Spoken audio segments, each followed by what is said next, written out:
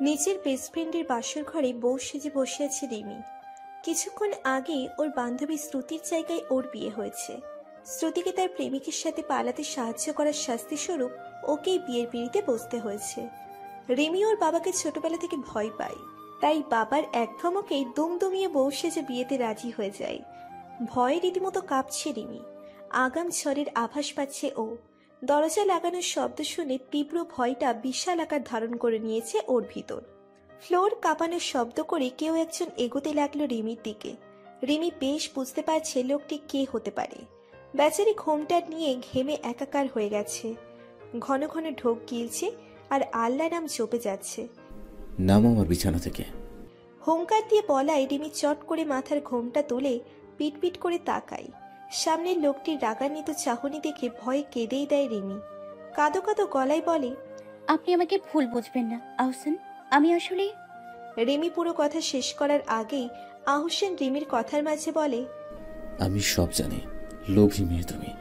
নিজের স্বার্থ সিদ্ধির জন্য তুমি শ্রুতিকে পালাতে সাহায্য করেছো, যাতে আমাকে বিয়ে করতে পারো। না, বিশ্বাস করুন, আমি আপনাকে বিয়ে করার জন্য কিছু করিনি। আমি শ্রুতিকে পালাতেও সাহায্য করিনি। শুধু আমি জানতাম ও পালাবে, কিন্তু আমি বন্ধুত্বের খাতিরে বলিনি কাউকে। বরং আমি ওকে বারবার বলেছি ও যেন এমন কিছু না করে। Shut up! যত সব ছোট লোক, লায়ার, থার্ড ক্লাস ফ্যামিলির মেয়ে। ধমকের সুরে বলায় রিমি দুপা গটিয়ে বুকের সাথে লাগিয়ে নেয়। আহসান খাটে লাথি মেরে বলে, আমি কি বলেছি কানা যায়নি? এবার রিমি উচ্চস্বরে কেঁদেই দেয়। এই থামো থামো বলছি। ন্যাকা কান্না কাঁদতে হবে না। ওয়ার্ডলেস মেয়ে কোথাকার।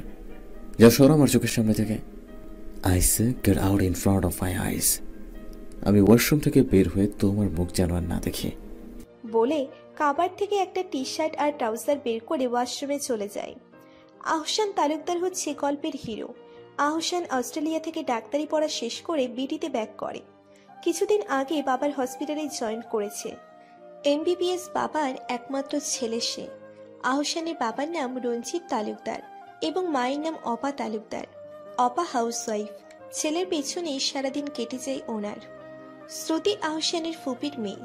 শ্রুতি আমজাদ শেখ এবং রূপা শেখের একমাত্র মেয়ে। আহসান ও শ্রুতি কাজিন হওয়ায় সেই সূত্রে ওদের বিয়ের সিদ্ধান্ত নিয়েছিলেন। শ্রুতি আর রিমি একে অপরের বেস্ট ফ্রেন্ড। ওরা সব সময় একই কলেজে ও ভার্সিটিতে পড়াশোনা করেছে। রিমিরা দুই বোন। বড় বোনের বিয়ে হয়ে গেছে। আহসান ও শ্রুতির মতো ওরা তেমন বিত্তবান নয়। রিমির বাবা নাজমুল হোসেন একজন পাবলিক কলেজের টিচার। ওর মা আম্বিয়া বেগমও পাবলিক হাই স্কুলের টিচার। রিমির বাবা মা দুজনেই রিটায়ার করেছেন। রিমি মাস্টার্স কমপ্লিট করার পর জব করতে চেয়েছিল। এরই মধ্যে এসব হয়ে গেল। আহসান ওয়াশরুম থেকে বেরিয়ে এসে কোনো দিকে না তাকিয়ে বিছানায় গিয়ে শুয়ে পড়ে। সকালে আহসানের ঘুম ভাঙে কারো গোংরানির শব্দ শুনে। আহসান এদিক সেদিক তাকালো, কিন্তু কাউকে দেখতে পেল না। তারপর যেদিক দিয়ে আওয়াজ ভেসে আসছে সেদিকে পা বাড়ালো। আস্তে আস্তে ব্যালকনির দিকে যায় আহসান। সেখানে গিয়ে দেখে ব্যালকনির এক কোণে গুটিসুটি মেরে শুয়ে আছে রিমি। কাঁপছে আর মুখ দিয়ে শব্দ করে যাচ্ছে অনবরত। মুখ যেন রক্তশূন্য হয়ে গেছে রিমির। ঠোঁটের লিপস্টিক ছেত্রে গেছে। কাজলটাও চোখ বেয়ে অন্যত্র লেপটে গেছে। আহসানের কাছে রিমিকে উন্মাদের মতো লাগছে। রিমিকে এমন পরিস্থিতিতে দেখে মায়াও হচ্ছে। ও রিমির কাছে গিয়ে হাঁটু গেড়ে বসে। তারপর রিমিকে ডাক দেয়, এই মেয়ে, শুনতে পাচ্ছ না? তুমি এখানে কেন শুয়ে আছো? এই মেয়ে, এই। বলে রিমির গালে হাত রাখতেই আহসান বেশ চমকে ওঠে আর বলে, অন্য এর তো খুব ফেভার হয়েছে। অসহ্যকর। এখন যদি বাপি শুনে উনি বারান্দায় শুয়ে জ্বর বাঁধিয়েছে, তাহলে আমি শেষ। এই মেয়ে দেখছি বিপদের পর বিপদ খাড়া করে দিচ্ছে। শিট। বলেই রিমিকে পাঁচকোলা নিয়ে নেয়। তারপর বিছানায় শুইয়ে দিয়ে বেড সাইড ড্রয়ার থেকে থার্মোমিটার বের করে রিমির মুখে ধরে। কিছুক্ষণ পর থার্মোমিটার চেক করে বলে, ওএমজি, এনার তো 102 ডিগ্রি জ্বর। খুব চিন্তায় পড়ে যায় আহসান। তারপর ওয়াশরুমে গিয়ে এক বালতি পানি নিয়ে আসে। নিজের রেইনকোটটা বের করে রিমির মাথার নিচে রেখে পানি ঢালতে শুরু করে। Just enough is enough. সকাল সকাল ঘুমের 12টা বাজে। কি সব করতে হচ্ছে আমায়? একে বারে নেওয়া যাচ্ছে না। ডিসগাস্টিং। কয়েক মিনিট পানি ঢালার পর সবকিছু সরিয়ে একটা রুমাল ভিজিয়ে রিমির মাথায় দিয়ে শাওয়ার নিতে চলে যায় আহসান। ফিরে এসে দেখে রিমি নড়ে চড়ে উঠেছে। Don't wake up. Keep rest. Rimi চোখ দুটো কচলাতে কচলাতে উঠে বসে। তাই দেখে আহসান অগ্নিমূর্তি হয়ে কথার বান নিয়ে অ্যাটাক করে। তুমি কি বয়রা? হ্যাঁ, আমি কি বলছি বোঝো নাই? আমি রেস্ট করতে বলছি, সো ঘুমাও। ধমক খেয়ে আবার শুয়ে পড়ে রিমি। আহসান এসে রিমির হাতে থার্মোমিটার দিয়ে বলে, চেক করো এখন জ্বর কতখানি। রিমি মুখে থার্মোমিটার ঝুলিয়ে নিল। 10 মিনিট হয়ে গেল তাও বের করলো না। আহসান কপাল ঘুচিয়ে জিজ্ঞেস করে, আমি কি মুখে গুজে বসতে থাকতে বলছি? জ্বর মাপতে বলছি আমি। রিমি ভাঙা গলায় বলে, আসলে আমি ভেবেছিলাম আপনি বকা দেবেন, তাই বের করিনি। তোমার তো দেখছি গলাটাও বসে গেছে। প্রথমে আদা দেওয়া চা খেতে হবে। এখন বলো জ্বর কতখানি? রিমি থার্মোমিটার চেক করে বলল, 100 ডিগ্রি আছে এখন। কিছুটা কমেছে, তবে পুরোপুরি নয়। এরই মাঝে দরজা খটখটানির শব্দ হয়। রিমি উঠে যেতে নেবে তখন আহসান বলে ওঠে, আজ তো বেকায়দার মেয়ে তো তুমি। আমি যখন দাঁড়িয়ে আছি দরজাটা আমিই খুলছি, ওকে? রিমি ভয়ে মাথা নিচু করে নেয়। আহসান গিয়ে দরজা খুলতেই কাজের মেয়ে রুমি সাইড কেটে ডিরেক্ট রুমে ঢুকে যায়। গুড মর্নিং নতুন ভাবি। ছোট সাহেবের জন্য কফি আর আপনার জন্য চা বানাই আনছি। রিমি হালকা হেসে বলে, ওটা গুড মর্নিং নয়, গুড মর্নিং হবে। ওই একটা হইলেই হইল, সেম টু সেম। আপনি কি চা খান নাকি কফি নিয়ে আসমু? না থাক, আমি চা কফি কোনোটাই খাই না। ও মা গো, আপনার হাতে জ্বর মাপানি কেন? জ্বর আইছিল নাকি? বলেই হেসে দিল। আহসানের ক্রোধ এবার রুমিকে গ্রাস করলো। এত গল্প কিসের? জ্বর এসেছে, এত হাসার কি হলো? যাও গিয়ে একটা রং চা নিয়ে আসো। আরে এই দুধ চাটা কি করব? আমার মাথায় ঢালো। রুমি মহল বুঝতে পেরে চুপচাপ দুধ চাটা দিয়ে বেরিয়ে পড়ল। রুমি চলে গেলে আহসান রিমিকে বলল, তুমি চেঞ্জ করে নাও আর পারলে ফ্রেশ হয়ে আসো। রিমি একদিকে মাথা কাত করে সম্মতি জানালো। তারপর এক কদম বাড়াতেই ওর মনে পড়ে যে ও তো কোনো কাপড় নিয়ে আসেনি এখানে। রিমিকে দাঁড়িয়ে থাকতে দেখে আহসান ধমক দিয়ে বলে, দাঁড়িয়ে আছো কেন? আসলে আমার তো কোনো জামা কাপড় নেই এখানে।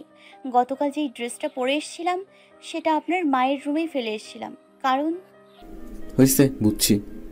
তুমি এসব ভারী গহনাগুলো খুলে ওয়াশরুমে যাও। আমি মমকে গিয়ে বলছি কিছু একটা ব্যবস্থা করতে। কোথায় দেখি তোমার নাকি জ্বর আসছে? এক ঝাঁক আতঙ্ক নিয়ে আবার রুমে প্রবেশ করলো। মম, আমি তোমার কাছে যাচ্ছিলাম। ওর তো কাপড় নেই এখানে। আমি রুমিকে দিয়েছি মাত্র, ও নিয়ে আসছে। দেখি মেয়েটার কি হাল হয়েছে। এ কি, তোমার মুখের এই অবস্থা হয়েছে কেন? জ্বর আসলো কিভাবে?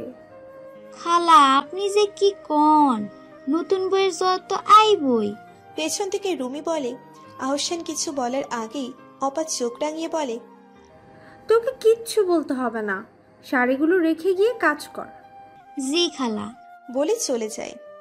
কি হলো বলো, জ্বর কিভাবে আসলো? রিমি আহসানের দিকে একবার তাকিয়ে বলল, আসলে কাল রাত থেকে পেটে কিছু পড়েনি, তাই হয়তো জ্বর এসছে। ইস, কাল এত ঝড় ঝামেলার মধ্যে তোমাকে খাবার দেওয়ার কথাই ভুলে গিয়েছিলাম। তুমি ফ্রেশ হও, আমি রুমিকে দিয়ে তোমাদের খাবার পাঠিয়ে দিচ্ছি। না মম, আমি এখন হসপিটালে যাচ্ছি, একটা ইমার্জেন্সি পড়ে গেছে। ওখানে ব্রেকফাস্ট করে নেব। ও ঠিক আছে, আর তুমি একটু তাড়াতাড়ি করো, নইলে অসুখ সারবে না, জ্বর বসে যাবে।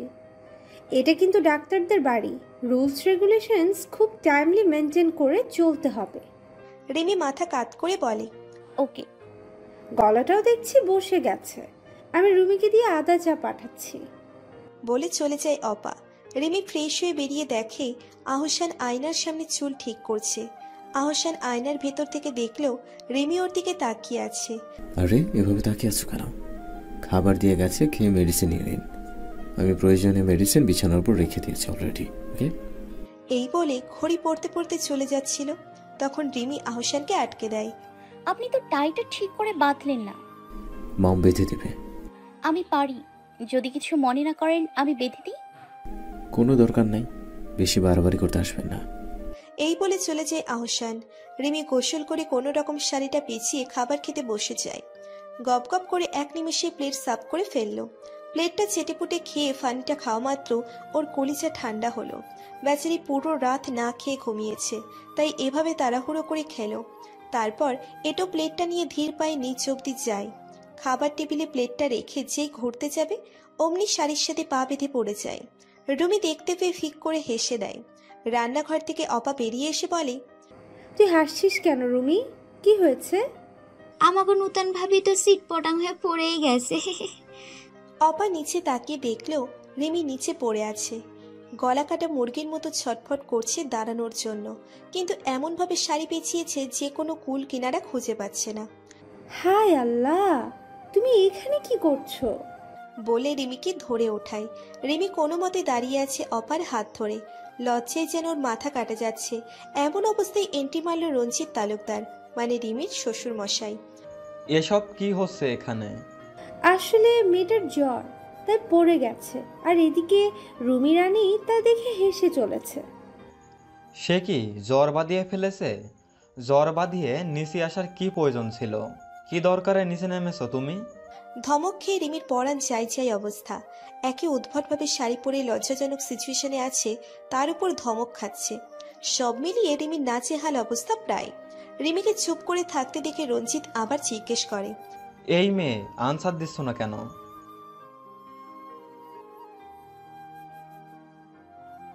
আহা, এভাবে বকো না মেয়েটাকে, এমনি শরীর ভালো নেই। আমি জিজ্ঞেস করছি, ওয়েট, তুমি এখানে কেন এসেছিলে রিমি? রিমি ধীর গলায় বলে, আমি এটো প্লেট রাখতে এসেছিলাম। আপা, ওকে বলে দাও আমাদের বাড়িতে কাজের লোকদের মাস গেলে স্যালারি দেই, বসে বসে বেতন নেয় না তারা। এসব কাজ তারাই করে, তাই কাউকে এসব কাজ করতে হবে না।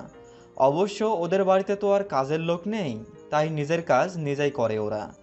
যে যেমন পরিবেশে বড় হয়েছে তার স্বভাব তো তেমনই হওয়ার কথা। কিন্তু আমি একটা কথা বলে রাখলাম, ও কিন্তু এখন আমার বাড়ির বউ, তাই ওকে আমাদের বাড়ির নিয়ম অনুসারে চলতে হবে। আর এভাবে সংসেজে দাঁড়িয়ে আছে কেন? এটা শাড়ি পরেছে নাকি অন্য কিছু? এখনই গিয়ে ঠিক করতে বলো।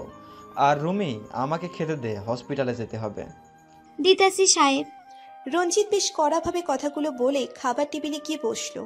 অপা রিমিকে ওর রুমে নিয়ে গেল। তুমি কিন্তু কিচ্ছু মনে করো না, তোমার শ্বশুর একটু কড়া টাইপের মানুষ, কিন্তু মনটা বেশ ভালো। আমি বুঝতে পেরেছি আন্টি। সে কি, আন্টি কেন বলছো? মা বলবে আমায়, আমি তোমার শাশুড়ি, বুঝেছো? ঠিক আছে মা। এই তো লক্ষ্মী মেয়ে। আচ্ছা, তুমি এভাবে পেঁচিয়ে শাড়ি পরেছো কেন? না মানে আমি রিমিকে আমতা আমতা করতে দেখে অপা বলে, বুঝেছি শাড়ি পরতে জানো না। রিমি মাথা নাড়িয়ে হ্যাঁ সূচক উত্তর দিল। শাড়ি পরে রিমি চুপি চুপি সিঁড়ি বেয়ে উপরে ওঠে রঞ্জিত তালুকদারের ভয়ে। অপার রুম থেকে বেরোনোর সময় নিয়ম করেছিল যাতে রঞ্জিতের সামনে পড়তে না হয়। তেমনটাই হলো। রঞ্জিত মনোযোগ দিয়ে খবরের কাগজ পড়ছিল। এই সুযোগে উপরে ওঠা যায় ও। যেমন বাপ তার তেমন ছেলে। আরে আপনারা যখন আমাকে এত অপছন্দই করেন, তাহলে ঘরের বউ কেন করলেন আমায়? আমরা তো বলিনি আমাকে তাদের বাড়ির বউ করতে। ওনারাই তো আত্মসম্মানের দায়ে আমার সাথে ওই ভ্যাম্পায়ারটার বিয়ে দিলেন। মনে হচ্ছে জীবনটা আমার নরক হয়ে যাবে। ছেলে আর বাবা দুটোই এক। আমাকে শুধু অপমান করে কথা বলতে জানে এরা। ছেলে যেভাবে নিচু ক্লাস বলে খোটা দিল, সেম বাপটাও দিল। আমরা কাজের লোক রাখি না বলে কি আমরা কাঙ্গালি নাকি? মন চাচ্ছে এই বাপ্পাটাকে মাথায় তুলে আছাড় দিই। কাকে আছাড় দেওয়ার কথা বলছো তুমি? আওয়াজটা শুনে রিমির কলিজা প্রায় পানির শূন্য। চোখ দুটো বড় বড় সাইজ করে পেছনে ঘুরতেই রিমি আহসানকে দেখতে পায়। আহসানকে দেখে ভূত দেখার মতো চমকে ওঠে রিমি। চোখের পলক না ফেলে একই রিয়াকশনে তাকিয়ে আছে রিমি। তা দেখে আহসান পুনরায় জিজ্ঞেস করে, এই মেয়ে, বলছো না কেন কাকে আছাড় দিবে? আমি তো মশাকে বলেছিলাম, খুব জ্বালাচ্ছে আমায়। হুস, দূরে যা মশার বাচ্চা। জীবন বাঁচানো ফরজ, এই ভেবে মুখে যা আসলো তাই বলে দেয় রিমি। How peculiar. এখানে কোনো মশা আসতে পারবে না, ওকে? এখানে মস্কিটো প্রোটেকশন আছে। আর কিছু সময় নেই, ফার্স্ট বের হতে হবে আমাদের। রিমি আশ্চর্যজনিত হয়ে বলে, কোথায় বের হবো আমরা? শপিং করতে হবে। মাত্রই বাপি বললো আপনাকে নিয়ে শপিংয়ে যেতে। কেন? হ্যাঁ, আপনার জন্য ড্রেস কিনতে বলছে। শাড়ি নাকি পরতে পারেন না, তাই কোথায় ভাবলাম একটু রেস্ট করবো, তার উপায় নেই। সব তোমার জন্য হলো। এই বলে রাগে গজগজ করতে করতে ওয়াশরুমে চলে যায় আহসান। আজব তো, আমি কি বলেছি আমায় নিয়ে শপিং এ যান? এত অদ্ভুত কেন উনি? কখনো তুমি বলে, আবার কখনো আপনি। মাথায় ঘোর গন্ডগোল আছে, বুঝলাম। ভ্যাম্পায়ার লিডার যে উনি, একটা মস্ত দানবের হাতে পড়েছিল বাবা। আগে জানলে শ্রুতির বিয়েতেই আসতাম না। ভুল হয়ে গেছে বিয়ে খেতে এসে। জীবনে ভুলের খাতায় এই ভুলটাই উপরের কাতারে লেখা আছে মনে হচ্ছে। পুরো শপিং মল জুড়ে কোলাহল, মানুষের বেশ ভিড়। এটাই তো স্বাভাবিক। আহসান রিমিকে নিয়ে কখনো ড্রেসের শপে যাচ্ছে, আবার কখনো জুয়েলারির। প্রায় 2 ঘন্টা ধরে ওরা মলে, কিন্তু এখনো অবধি একটা সুতোও কেনা হয়নি। এর কারণ আর কেউ নয়, রিমি নিচে। ওর যেন কিছু পছন্দই হচ্ছে না। পছন্দ হচ্ছে না বললে ভুল হবে, রিমির পছন্দ ঠিকই হচ্ছে, তবে দাম শুনে ওর সব পছন্দ অপছন্দে পরিণত হয়ে যাচ্ছে। ওর যেটা পছন্দ হচ্ছে সেটা দাম শুনে একই কথা বলছে, তেমন ভালো লাগছে না। আহসান টলার করতে না পেরে দাঁতে দাঁত চিপে বলেই ফেলল, তুমি কি ডায়মন্ড বা গোল্ডের ড্রেস নিতে চাচ্ছ? আহসানের এমন উদ্ভট প্রশ্নে রিমি ভ্যাবাচাকা খেয়ে গেল। আহসানের কথা বুঝতে না পেরে রিমি জিজ্ঞেস করে, তুমি যে এত এক্সপেন্সিভ ড্রেসগুলো ইগনোর করছো তাই বললাম। তোমার কি ডায়মন্ড বা গোল্ডের ড্রেস লাগবে? লাগলে বলো, তাই নি? রিমি বুঝতে পারলো আহসান বিরক্ত হয়ে কথাটা বলেছে। থাক, আমি কিনে দিচ্ছি আমার পছন্দ মতো, তোমাকে পছন্দ করতে হবে না। রিমি মনে মনে বলে, এই কাজটা আগে করলেই হতো, সময় তো নষ্ট হতো না আপনার। তাছাড়া আমি যেগুলো পছন্দ করেছি সেগুলো খুব দামি। পরে আপনিই বলতেন আমাদের মতো মিডল ক্লাস থার্ড ক্লাস মেয়েদের এসব মানে না। কি ভাবছো? আমি তো বাড়িতে চলে যাবো এখন। আমি ভাবছিলাম না, আপনি যা কিনে দেবেন তাই হবে। আহসান ওর পছন্দ মতো কিছু 3 পিস টপস আর কিছু প্লাজো কিনে নেয়। তারপর সেগুলোর সাথে কিছু জুয়েলারিস ও জুতো কিনে নিল। ওরা শপিং সেরে বাসায় আসা মাত্র ড্রয়িং রুমে কিছু অচেনা লোকজন দেখতে পায়। তারা অপার সাথে কি সব বলাবলি করছে। আহসান গিয়ে অপাকে জিজ্ঞেস করে, মম, হু দে আর? ও, তোমরা চলে এসেছো। এনাদের কালকে রিসেপশনের জন্য কথা বলতে ডাকা হয়েছে। কিছু লোক রান্না, কিছু লোক ডেকোরেশন, আর কিছু লোক আমাদের সবার জন্য ড্রেস বানাবে। তার মাপ নিতে এসেছে। রিসেপশন কিসের? তোমাদের বিয়ের। কাল তো বউ ভাত, তাই তোমার বাপি এনাদের ডেকেছেন। আবার নিউ ড্রামা, শিট।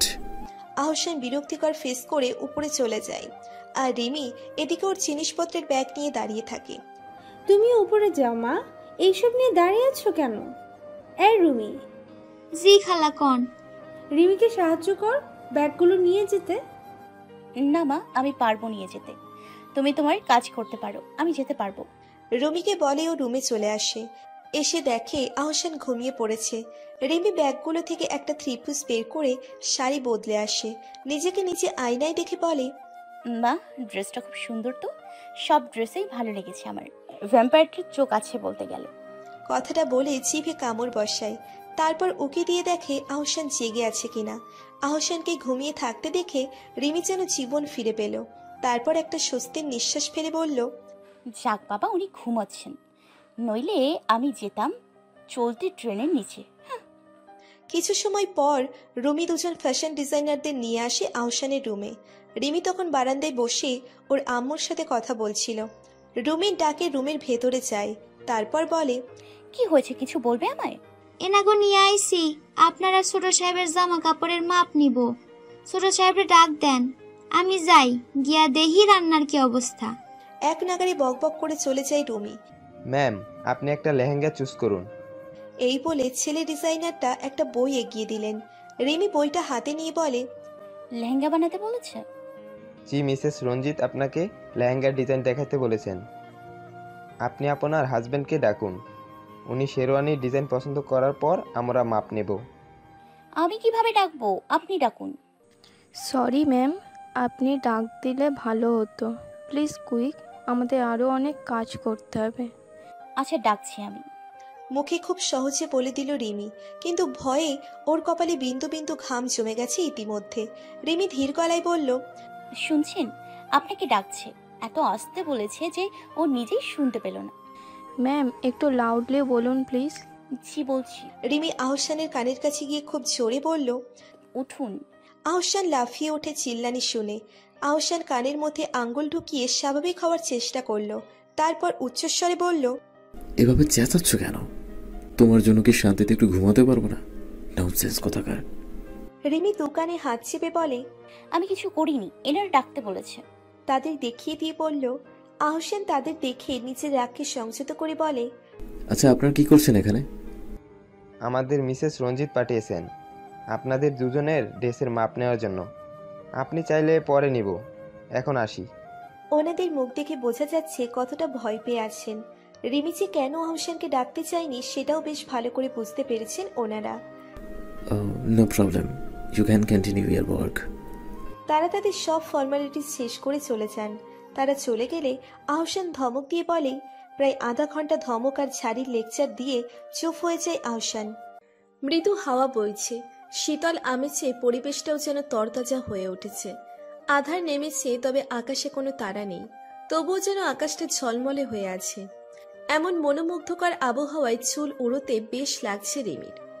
গত 24 ঘন্টার সব ক্লান্তি ভুলে প্রাণ ভরে শ্বাস নিচ্ছে ও। কিন্তু কে জানে ওর এই শান্তি ক্ষণস্থায়ী। এই, তুমি বেলকনিতে কি করছো এত রাতে? জ্বর একটু কমেছে তাই বলে কেয়ারলেস হয়ে যাবে? পেছনে তাকাতে রিমি আহসানকে দেখতে পায়। আহসানকে দেখে ওর এতক্ষণে জমানো সব আবেগ হাওয়ায় মিলিয়ে গেল। রিমি বলে, আপনি কখন এলেন? মাত্র রাত 1টা প্রায়। ঘুমানো কেন? তোর শরীর ভালো নেই জানো না? রিমি হালকা হেসে বলে, ভালো আছি আমি। আপনি যে মেডিসিনটা দিয়েছিলেন ওটা নেয়ার কিছুক্ষণ পরেই তো জ্বর চলে গেল।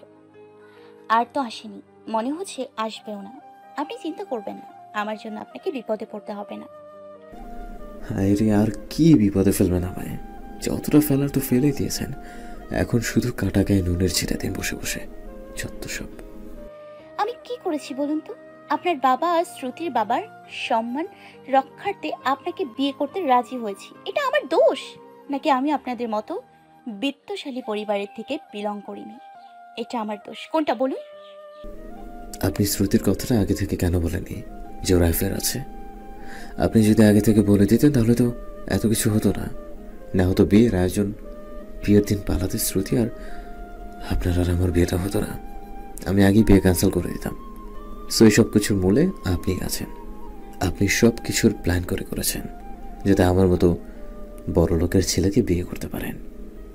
ওই ঘুরে ফিরে এক কথা, আপনি বড় লোক আর আমি কাঙ্গালি, তাই তো? এতই যখন সমস্যা আমাকে নিয়ে, তাহলে কালকেই তালাক দিয়ে দিন আমায়।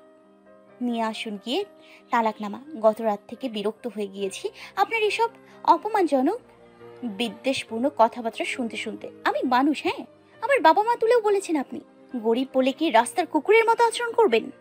না, কালই ডিভোর্স দিয়ে মুক্তি হন আপনি। কথাগুলো বলে ওড়না দিয়ে চোখের পানি মুছে নিল।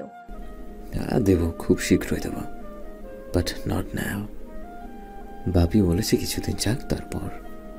উফ, বাবা ছেলের দেখি আগে থেকেই সব প্ল্যান করা। এসব তাহলে আপনাদের কারসাজি, আর ব্লেম আসলো আমার ঘাড়ে। বাহ, চমৎকার। যা হচ্ছে সব তোমার জন্যই। তুমি সব কিছু বলে দিলে তো এত সব করতেই হতো না। আর যা ইচ্ছে ভাবো, হু কেয়ার্স। এখন রাত হয়েছে, গিয়ে শুয়ে পড়ো। শুনছি, আপনি যান। কোথায় শোবে? আজকে বিয়ে বারান্দায়? রিমি রাগী ভাব করে বলে, তাছাড়া আর কি আছে আমার কপালে? এখানে সে আবার জ্বর বাঁধবে, তারপর আমাকে ঘুমের 12টা বাজিয়ে তোমার সেবায় লেগে যেতে হবে। সারাদিন কাজ করে বাড়িতেও কি শান্তি পাবো না? হ্যাঁ, নো ওয়েস। তুমি ভেতরে গিয়ে এসো। না, আপনি যেভাবে অপমান করে বিছানা থেকে নামিয়ে দিয়েছিলেন তা দেখে আমার আর ইচ্ছে নেই। বিছানায় কি শুতে বলেছে? তুমি সোফায় শোবে। না, অত সুখ আমার সইবে না। আমি তো কাঙ্গালি, তাই এই বারান্দাটার মাটি যথেষ্ট আমার জন্য। আপনি যাবেন নাকি আপনাকে এক্ষুনি আপনার বাবার বাড়িতে আসবো? বাবা এত রেগে আছে আমার উপর। তাছাড়া আমরা তো কাঙ্গালি, আমাদের সোসাইটিও তাহলে কাঙ্গালি। সো এখন আমাকে বাবার বাসায় দিয়ে আসলে সেখানকার মানুষেরা নানান কথা বলবে আমাকে নিয়ে। তাই আর যাই করুক না কেন, এটা আমাকে করবেন না প্লিজ। করবো না যদি আমার কথা মতো কাজ করো তো। রিমি কিছু না বলে বারান্দায় পাতা বালিশ চাদর নিয়ে সোফায় গিয়ে শুয়ে পড়ে। আহসান ও ড্রেস বদলে বিছানায় গা এলিয়ে কিছুক্ষণ ফোন ঘাটে। তারপর ঘুম ঘুম ভাব আসলে লাইট অফ করে শুয়ে পড়ে। ওদিকে ঘুম নেই রিমির চোখে, অনবরত কেঁদে চলেছে চাদরের নিচে মুখ লুকিয়ে। মানুষ কতটা নির্দয় হতে পারে তা ওর জানা ছিল না। আহসানের মতো লোকের পাল্লায় পড়ে জানতে পারল। কে জানি আর কত কি সইতে হবে ওকে। পরস্পরের মধ্যে এতটা দূরত্ব ভেদ করে এক চিলতে ভালোবাসার রোদ ওদের মাঝে কখনো কি দেখা দেবে কোনো এক প্রহরে? অ্যালার্ম বাজার শব্দে ঘুম ভেঙে যায় আহসানের। ঘুম ঘুম চোখে এক হাত দিয়ে অ্যালার্ম অফ করে উঠে বসে হাই তুলতে তুলতে আচমকা আহসানের চোখ আটকে যায় বিছানা থেকে কিছুটা দূরে সোফায় শুয়ে থাকা রিমির দিকে। রিমির মুখখানা ভোরের আলোয় রাঙা হয়ে আছে। আলো চোখে পড়ায় পাপড়িগুলো নড়ে চড়ে উঠছে ওর। আলোটা যেন রিমির ঘুমে মস্ত এক বাধা, তাই তো কপাল ভাঁজ করে রেখেছে। আহসান বিষয়টা বুঝতে পেরে জানালার পর্দাটা টেনে দিল। এরপর গুটি গুটি পায়ে রিমির কাছে গিয়ে উবু হয়ে রিমির অবাধ্য চুলগুলো কানের গোড়ায় গুজে দিল। এই প্রথম আহসান রিমিকে এত কাছ থেকে দেখল। রিমির দাগহীন ফর্সা মুখটায় এক অজানা মায়া দেখতে পেল। রিমির কালো চোরা ভ্রু যেন ওর ফর্সা দীপ্তির সৌন্দর্যকে আরো আকর্ষণীয় করে রেখেছে। সাথে ডাগর আঁখি আর তার উপর লম্বা মোচড়ানো পাপড়ি, জাস্ট ওয়াও। আহসান যেন সম্মোহিত হয়ে পড়েছে রিমির রূপে। আহসান আরো একটু ঝুঁকে গেল, একেবারে রিমির নিঃশ্বাসের সাথে গিয়ে বাড়ি খায়। রিমির গরম নিঃশ্বাসের ছোঁয়া পেতেই আহসান আর নিজের মধ্যে থাকতে পারল না। আহসান হাত বাড়িয়ে রিমির হালকা লাল ঠোঁট জোড়ায় হাত বুলাতে থাকে। কারো স্পর্শ অনুভব করতে পেরে লাফিয়ে উঠে পড়ে রিমি। আহসানকে এতটা কাছে দেখে চোখ উল্টে যায় ওর। তারপর ভয়জনিত স্বরে বলে, আপনি কি করছিলেন? আহসান রিমির কথায় ঘোর থেকে বেরিয়ে আসলো। তারপর পরিস্থিতি সামলাতে বলে, তোমার মাথার এখানে রাতে একটা রিপোর্ট রেখেছিলাম, সেটা খুঁজতে এখানে আসা। কোনো প্রকার বিপত্তি ছাড়াই বলে ফেলে। তবে রিমি যেন বিশ্বাস করতে পারল না আহসানের এক্সকিউজটা। আপনি মিথ্যে কেন বলছেন? আপনি তো এখানে কোনো রিপোর্ট রাখেননি। কি করতে এসেছিলেন তাই বলুন। আহসান দুম করে উঠে দাঁড়ালো। তারপর রাগান্বিত গলায় বলল, Don't cross your limits. Who the hell are you to ask me the questions? Don't talk like rubbish, okay? চেঁচামেচি ছাড়া আর কি পারেন আপনি? হ্যাঁ, চেঁচামেচি করে কি শাক দিয়ে মাছ ঢাকা যায়? না, যায় না। So don't shoot. তুমি কি বলতে চাইছ? আমি মানে তাহসান তালুকদার তোমার রূপে মোহিত হয়ে তোমায় টাচ করতে গিয়েছিলাম। So funny. কত বিউটিফুল সুইট 16 রিচ ফ্যামিলির মেয়ে আমার পেছনে ঘুরে, আর আমি কিন্তু তোমার মতো একটা মিডল ক্লাস মেয়ের কাছে যাব?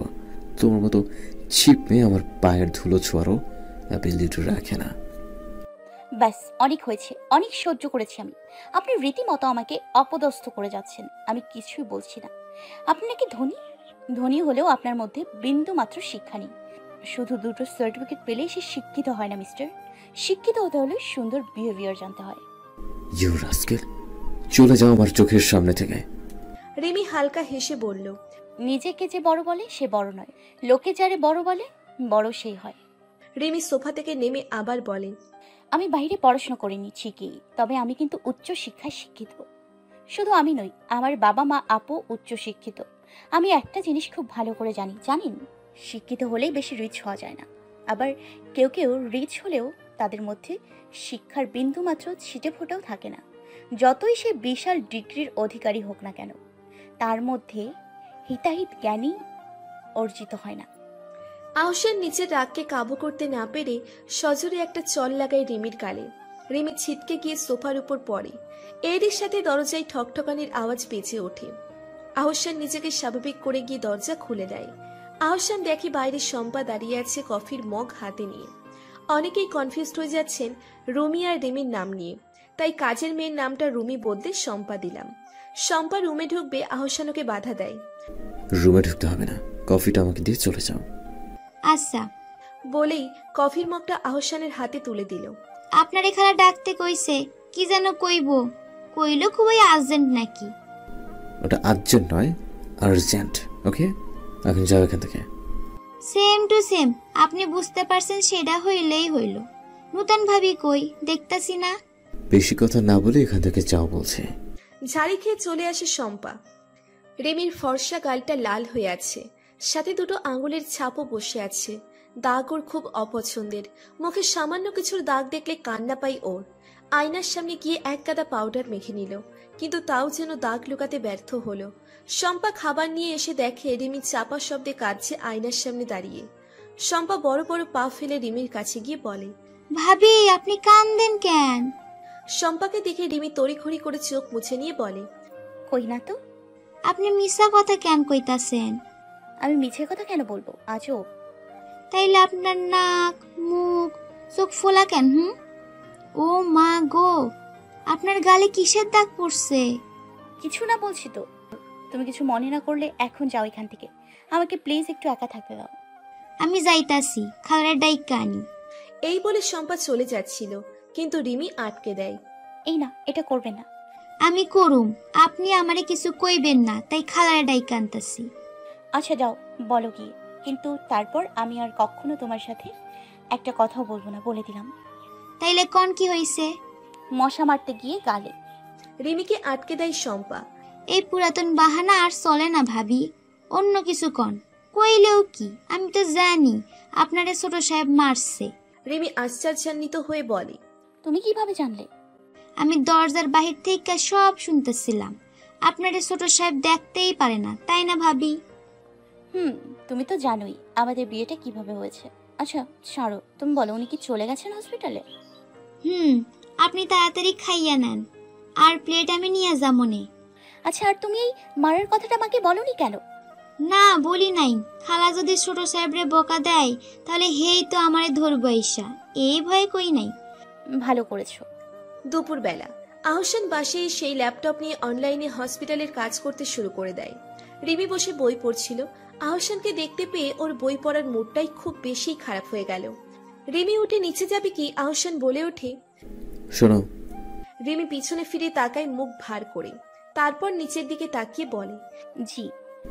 এই অয়েন্টমেন্টটা গালে লাগাও, ব্যথা কমে যাবে। আমার কিছু হয়নি, এত ব্যস্ত হবেন না। আহসান উঠে দাঁড়িয়ে রিমির দিকে তেড়ে যায়, তারপর বলে, যা বলছি তাই করো। ফেসের দাগ একেবারে বসে যাওয়ার আগে অয়েন্টমেন্টটা লাগিয়ে নাও। লাগবে না বলে চলে যেতে নেয়, কিন্তু তার আগে আহসান রিমির এক হাত টেনে ধরে। রিমি ওর হাত ছাড়ানোর চেষ্টা করেও ছাড়াতে পারছে না। আমার হাতটা ছাড়ুন, আমার লাগছে। ছোটাছুটি করলে আরো লাগবে। রিমি তাও হাত ছাড়াতে ব্যস্ত। আহসান রেগে গিয়ে রিমিকে জোর করে কোলে তুলে নিল। রিমি আহসানের এরূপ কাজে বেশ অবাক হয়ে গেল। আহসান এরকম কিছু করবে বুঝতে পারেনি ও। আহসান রিমিকে সোফায় বসিয়ে রাগী সুরে বলল, কিপ সাইলেন্স। রিমি জেদ দেখিয়ে উঠে যেতে নিবে, তখন আহসান রিমির দুই বাহু চেপে ধরে। কি করছেন কি আপনি? যেতে দিন আমায়। নড়াচড়া করলে আরেকটা পড়বে কানে নিচে। না ফিঙ্গার অন ইউর লিপস। চেঁচিয়ে বলায় কেঁপে ওঠে রিমি, তারপর স্থির হয়ে যায়। রিমিকে শান্ত হতে দেখে আহসান বলে, that's like a good girl. তারপর আলতো করে রিমির গালে অয়েন্টমেন্ট লাগিয়ে দিতে থাকে। রিমি এক ধ্যানে আহসানের দিকে তাকিয়ে আছে। ওর কাছে এই আহসানকে খুব অচেনা লাগছে। রিমিকে ওভাবে তাকিয়ে থাকতে দেখে আহসান বলে, ওইভাবে তাকিয়ে কে দেখছো? এখন একটু রেস্ট নাও, ঘুম থেকে উঠে দেখবে পেইন কমে গেছে আর দাগও ভ্যানিশ হয়ে গেছে। রিমি বাধ্য মেয়ের মতো ঘুমিয়ে গেল। এরপর আহসান স্টাডি টেবিলে গিয়ে পুনরায় নিজের কাজে মন দিল। সন্ধ্যায় বউ ভাতের অনুষ্ঠান। বাড়িতে বেশ ধুম পড়ে আছে। অপা কোমরে আঁচল গুজে সবাইকে ইনস্ট্রাকশন দিচ্ছে। মাঝে মাঝে ডেকোরেটরস ও কুকদের কাছে হেল্পও করছে নিজের সাধ্য মতো। রিমি মাঝে মাঝে রুম থেকে বের হয়ে ড্রয়িং রুমে উকি দিয়ে দেখছে। আচমকাই আহসান হুঙ্কার দিয়ে রিমিকে ডাকলো। রিমি ডাক শুনে রুমের ভেতরে গিয়ে বলে, আমাকে ডেকেছেন? আহসান রাগী মুডে রিমির সামনে গিয়ে বলে,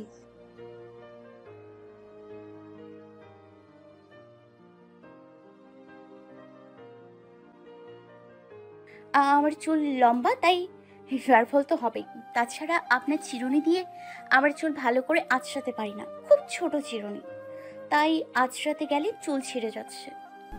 ডিসগাস্টিং লাগে আমার এগুলো। তুমি আজই অনলাইন থেকে তোমার যাবতীয় সামগ্রী অর্ডার করবে। আমার জিনিসে একদম হাত লাগাবে না, মনে থাকে জানো? জি, মনে থাকবে। আর বারবার আমার রুমের ভিতর আসা যাওয়া করছো কেন? হ্যাঁ, এক জায়গায় বসে থাকতে পারো না? রিমি কিছু বলবে কি কেউ একজন এসে ভাবি বলে ওর দুহাত ধরে ঘুরতে লাগলো। রিমি যেন হতভম্ব হয়ে গেল ছেলেটির এরূপ আচরণে। ছেলেটি রিমিকে ছেড়ে আহসানকে গিয়ে জড়িয়ে ধরে বলে, হাউ ডু ইউ ডু বো? What a present surprise. Zishan তুই? আরে কখন এলি? মামু কোথায়? হোয়াইট বো, এতগুলো কোশ্চেন একসাথে জিজ্ঞেস করলেন, কিভাবে আনসার দেই বল?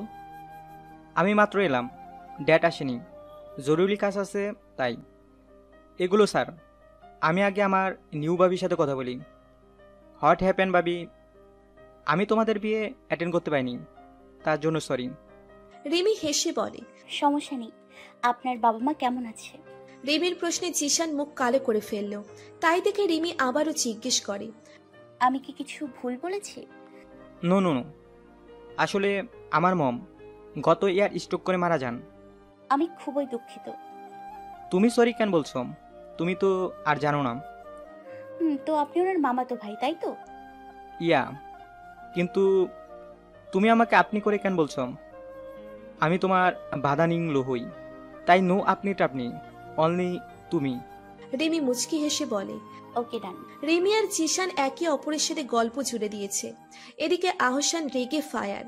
আহসান রাগ নিয়ন্ত্রণ করতে না পেরে কড়া গলায় বলে, তোমরা বাইরে গিয়ে গল্প করো, আমার ইম্পর্টেন্ট কাজ আছে। জিশান বলল, ওকে ভাবি, চলুন আমরা বাইরে গিয়ে গল্প করি, অনেক কিছু শুনবো। গতকালকে কি কি হয়েছে, শ্রুতি কি কি কাণ্ড করেছে, সব শুনবো। ওকে চলো।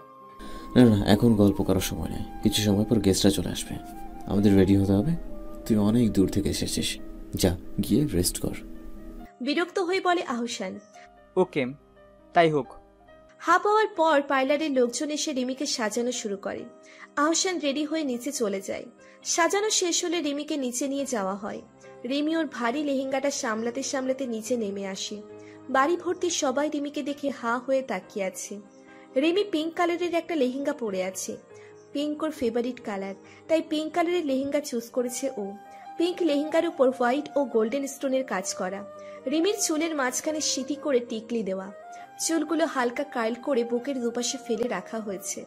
মুখে ব্রাইডাল সাজ, সাথে গা ভর্তি গহনা। একেবারে সেলিব্রিটি নায়িকা লাগছে ওকে। সকালে অপা আর রঞ্জিতের কাছে রিমির প্রশংসা করছে। আপনার ছেলের বউ মাশাআল্লাহ খুবই সুন্দর, লাখে একটা মেয়ে, একেবারে হাতে তৈরি পুতুল। শ্রুতির চেয়ে ওর বান্ধবী দেখছি বেশি সুন্দর। ভালোই হয়েছে শ্রুতি পালিয়েছে, নইলে এত সুন্দর মেয়েকে ছেলের বউ হিসেবে পেতে না। আবার কেউ কেউ তো বলছে আমার ছেলের জন্য যদি এমন একটা বউ পেতাম। এত এত কমপ্লিমেন্ট শোনার পরও রঞ্জিত মুখ গোমরা করেই রেখেছে। আর অপা বিরাট হাসির সহিত সকলকে ধন্যবাদ জানাচ্ছে। আহসানের ফ্রেন্ড সব রিমিকে নিয়ে সমালোচনা করছে। কেউ বলছে দোস্ত তোর কপালটাই ভালো, একদম পুতুলের মতো বউ পেয়েছিস। আবার কেউ বলছে ইয়ার তোর যদি ভুল করে শ্রুতির ফ্রেন্ডের সাথে বিয়ে না হতো তাহলে আমি শ্রুতির ফ্রেন্ডকে বিয়ে করে ফেলতাম। আহসান যেন ভেতরে ভেতরে রাগে ফুঁসছে সবার কমপ্লিমেন্ট শুনে। আহসান নিজের মুষ্টিবদ্ধ করে রেখেছে, কোনো মতে ও নিজের রাগকে আড়াল করে আছে। আহসানের চোখে কান লাল হয়ে আছে। আহসান আর রিমিকে পাশাপাশি বসানো হয়েছে। আহসান এতটাই রেগে আছে যে রিমির দিকে ভুলেও তাকাচ্ছে না। রিমি মাঝে মাঝে সকলের দৃষ্টিগোচরে আহসানের দিকে তাকিয়ে আবার চোখ সরিয়ে ফেলছে। আহসান ব্লু শেরওয়ানি পরেছে, হাতে ব্লু ওয়াচ ও চোখে ব্লু গোগলস পরা, সাথে চুল স্পাইক করা। রিমি যেন আবার ক্রাশ খেলো, সেই প্রথম দেখার মতো। এই নিয়ে দুবার ক্রাশ খেলো আহসানকে দেখে। প্রথম দিনও রিমি এভাবেই লুকিয়ে লুকিয়ে আহসানকে দেখেছিল। রিমির সেই থেকে আহসানকে দেখছে, কিন্তু আহসান মনের ভুলেও রিমির দিকে তাকাচ্ছে না। তাই দেখে রিমির বেশ রাগ হলো। মনে মনে ইচ্ছে মতো বকছে আহসানকে। বহুত ভাবওয়ালা তো আপনি, এত কিসের অ্যাটিটিউড? সবাই কত প্রশংসা করছে আমার, আর উনি একটা বারও তাকিয়েও দেখলো না আমায়। বুঝেছি উনি তো ভ্যাম্পায়ার, তাই আমার মতো সাধারণ মানুষের দিকে তাকাবে না, এটাই স্বাভাবিক। উনি নিশ্চয়ই কোনো ভ্যাম্পায়ার রানীকে খুঁজছে। খুঁজলে খুঁজুক, আমার কি? আমি ওনার হাত থেকে মুক্তি পেলেই বাঁচি। ফাংশন শেষে মেহমানরা যে যার মতো চলে গেলে সবাই যার যার রুমে চলে আসে। আহসানের পিছু পিছু রিমিও রুমে যায়। রিমি প্রবেশ করতেই আহসান ঠাস করে দরজা লাগিয়ে দিল। জোরে শব্দ হওয়ায় রিমি খানিকটা কেঁপে উঠল। রিমি আরো ভয় পেয়ে গেল আহসানের ভয়ঙ্কর চাহনি দেখে। হঠাৎ আহসান এসে রিমির চুলের মুঠি ধরে ফেলল। রিমি ব্যথায় কুকড়ে উঠে ও মা বলে আর্তনাদ করতে লাগলো। রিমির কান্না দেখেও আহসানের মায়া হলো না, বরং ও বলল, কাঁদ, বেশি করে কাঁদ, খুব শখ সাজার তোর, তাই না? এই বলে রিমির চুল ছেড়ে দেয়। তারপর ঠোঁটের লিপস্টিক আঙ্গুল দিয়ে ঘষে ঘেঁটে দেয়। তারপর চোখের সব সাজও বিগড়ে দেয়। রিমি বুঝতে পারছে না আহসান এমন কেন করছে। ওর কাছে আহসানকে হিংস্র জানোয়ারের ন্যায় লাগছে। রিমি কান্নাজড়িত গলায় বলে ওঠে, আপনি এসব কি করছেন? আমার ভুলটা কি? কি করেছি আমি? আহসান এবার রিমির গলা টিপে ধরে। তোর দোষ, তুই এত সাজলি কেন? এত সেজে কাকে দেখালি? আমি সত্যিই বুঝতে পারছি না কিছু। আপনি কি বলতে চাইছেন? আমি সেজেছি বলে এত রিয়েক্ট বা কেন করছেন? আহসান আঙ্গুল উঁচিয়ে বলে, আর কখনো সাজবি না বলে দিলাম, আমি যেন সাজতে না দেখি তোকে। আমি কিচ্ছু করে সেজেছি নাকি? আপনারই তো পার্লারের লোক এনে সাজালেন আমায়। আমি কি করেছি বলেন প্লিজ? আমার সাজে আপনি এত রিয়েক্ট করছেন কেন? রিমি বারবার একই প্রশ্ন করে যাচ্ছে। রিয়াক্ট করছি কারণ তোর মতো মিডল ক্লাস ফ্যামিলির মেয়ের এত সাজ মানায় না, আর এত সব অর্নামেন্টস পরার যোগ্যতা তোদের নেই। এই বলে এক টানে গলার নেকলেসটা খুলে ফেলল। খুব শক্তি দিয়ে টান দেওয়ায় নেকলেসটার চেইন ছিঁড়ে যায়, ফলে রিমির গলার কিছু অংশ কেটে যায়। এক এক করে রিমির গায়ে সব গহনা খুলে ফেলে আহসান। যেখানের গহনা খুলেছে সেখানের কিছু অংশ ছিলে গেছে বা কেটে গেছে। রিমি বারবার আঘাতের উপর আঘাত পাচ্ছে। ওর চোখ দিয়ে পানির ধারা অবহিত হচ্ছে। ওর মুখ দিয়ে আর কোনো কথা বের হচ্ছে না।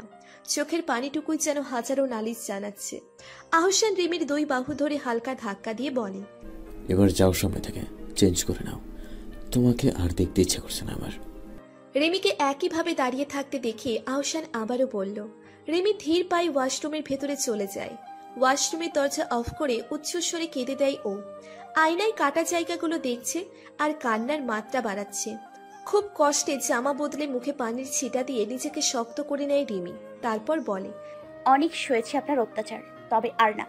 এবার আপনাকে উচিত শিক্ষা দিতেই হবে, না হলে আপনার মতো অত্যাচারী পার পেয়ে মাথায় উঠে যাবে। আমি একজন শিক্ষিত নারী হিসেবে এই জুলুম আর মানব না। রিমি বাহিরে এসে দেখে আহসান শেরওয়ানি বদলে শুয়ে পড়েছে। শেরওয়ানিটা মাটিতে পড়া ছিল। রিমি সেটা উঠিয়ে নির্দিষ্ট জায়গায় রাখে, তারপর সোফায় গিয়ে শুয়ে পড়ে। সারা রাত ঘুমের জন্য ছটপট করে বেচারি, তবে একটুও ঘুমোতে পারল না। কিভাবে ঘুমাবে শরীরের বিভিন্ন স্থানের ক্ষত নিয়ে? ব্যথায় কাতরাচ্ছে সারা রাত, কেউ নেই ওকে দেখার। সেই অবস্থায় ফজরের নামাজ আদায় করে ও। তারপর আবারও ঘুমানোর বৃথা চেষ্টা করল। একেবারে ভোরের দিক দিয়ে ঘুম আসলো রিমির, তাও বেশিক্ষণ ঘুমোতে পারল না। রিমির হঠাৎ করে অনুভব করলো ওর শরীরে কারো হাত বিচরণ করছে। চোখ মেলতেই আহসানকে দেখতে পেল। দেখলো আহসান ওর ক্ষত স্থানে মলম লাগিয়ে দিচ্ছে খুব যত্ন সহকারে। রাতের কথা মনে পড়তে রিমি এক চট করে উঠে বসল। তাই দেখে আহসান বলে, উঠে পড়লে কেন? আর একটু বাকি ছিল তো। আহসানের কথায় রিমির পুরো শরীরে আগুন জ্বলে ওঠে। ও বলে, কি করতে এসছেন আপনি? হ্যাঁ, মলম লাগাতে? নিজেই ব্যথা দেবেন আবার নিজেই উপশম করতে চাইছেন? কোনো দরকার নেই। আপনি পারলে আরো 2-3টা আঘাত করুন, কারণ এই কাজটাই আপনার সাথে যায়।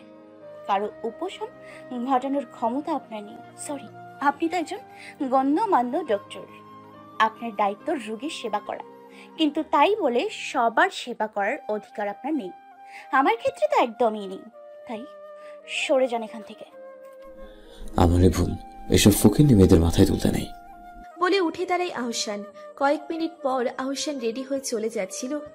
সেই মুহূর্তে জিশান রুমে প্রবেশ করে। এসেই বলে, গুড মর্নিং ভাইয়া ভাবি। রিমি কাপড় গোছাচ্ছিল। জিশানকে দেখে ওর দিকে তাকিয়ে বলে, গুড মর্নিং। তো তুই কি করতে এসেছিস এখানে? জিশান উত্তর না দিয়ে পাল্টা প্রশ্ন করে, তুই কি এখন হসপিটালে যাচ্ছিস? হ্যাঁ, কেন? না, এমনি। আর আমি এখানে ভাবির সাথে গল্প করতে এসেছি। গতকাল তো কিছুই বলা হয়নি সেভাবে, তাই এখন চলে আসলাম। তুই যা এখন।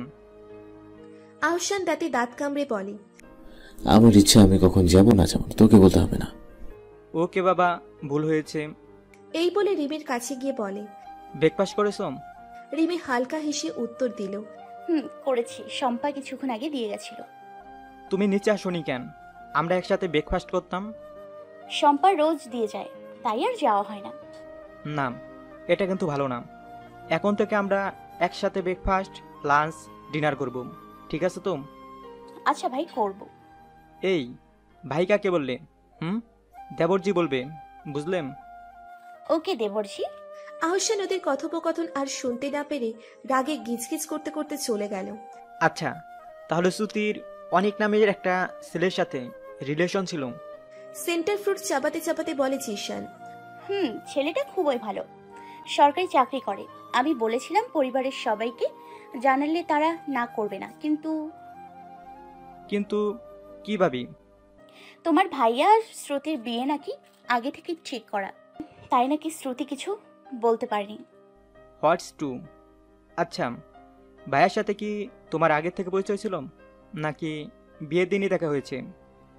আগেই দেখেছিলাম। শ্রুতি বলেছিল তোমার ভাইয়া অস্ট্রেলিয়া থেকে আসার পর ওদের ফ্যামিলি ওদের দুজনের বিয়ে দেবে ঠিক করেছে। তারপর শ্রুতি তো কান্না শুরু করে দিয়েছিল, ওনাকে ছাড়া বাঁচবে না, মরে যাবে হ্যানা ত্যানা। তারপর আমি ওকে আইডিয়া দিলাম আহসানের সাথে দেখা করে ওর আর অনিকের ব্যাপারটা বলে দিতে। ও তারপর? তারপর শ্রুতি আহসানকে ডেট করতে ডাকে। আমার হাতে পায়ে ধরে আমাকেও সেদিন সাথে করে নিয়ে গেছিল। আমি বন্ধুত্ব রাখতে রাজি হয়ে গিয়েছিলাম। সময় মতো আমরা গ্রিন লাইন রেস্টুরেন্টে গিয়ে আহসানের জন্য ওয়েট করতে থাকি।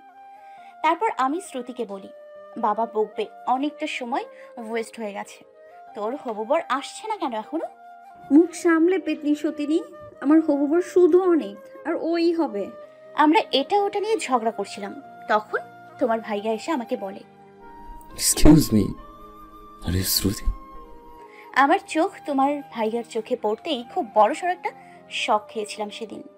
জীবনে কেউ কখনো আমায় ক্রাশ খাওয়াতে পারবে না শপথ করেছিলাম, কিন্তু তোমার ভাইকে দেখার পর আমার সব শপথ মাটিতে মিশে গেল। হাউ রোমান্টিক ভাবি। তো কি দেখে কাশ খেলে আমার ভাইয়ার উপর? রোমান্টিক না ছয়, কেন খেয়েছিলাম জানি না। স্টেন্স লাইক সিরিয়াসলি? ক্রাশ খাওয়ার কোনো না কোনো কারণ থাকে, সেটা তোমাকে বলতেই হবে। So no cheating. আসলে আমি ওনার মুখের চাপ দাড়ি আর নীল চোখ দেখেই ক্রাশ খেয়েছিলাম। তাছাড়া বরাবরই আমার উজ্জ্বল শ্যামলা ছেলেদের ভালো লাগে, তবে রিয়েলে কাউকে ভালো করে দেখিনি, জাস্ট সিনেমার হিরোদের ছাড়া। এইসব মিলিয়ে ক্রাশ খেয়ে ফেলেছিলাম। ওকে দেন? তারপর আমি বললাম আমি শ্রুতি নই, আমি শ্রুতিকে দেখিয়ে দিয়েছিলাম।